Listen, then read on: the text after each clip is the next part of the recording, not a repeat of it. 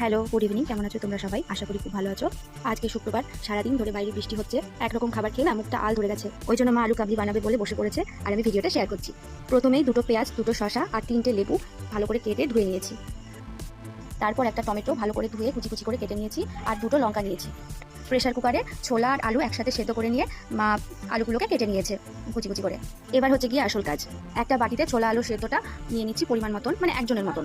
তারপর শসা কুচি খানিকটা দিয়ে নিচ্ছি, পেঁয়াজ কুচি দিয়ে নেবো, লঙ্কা কুচি দিয়ে নেবো একে একে, আর টমেটোটাও একসাথে দিয়ে দেবো। তারপর ভালোভাবে মাখিয়ে নেবো চামচ দিয়ে। তারপর স্বাদ মতন নুন দিয়ে নেবো, বিট নুন ব্যবহার করতে পারো তোমরা। এক টুকরো লেবু ভালো মতন চিপে নেবো। আরও একবার ভালো করে মাখিয়ে নেব।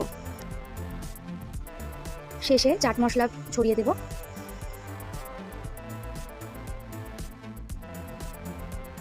আরও একবার ভালো করে নাড়াচাড়া করে নিলেই আলু কাবলি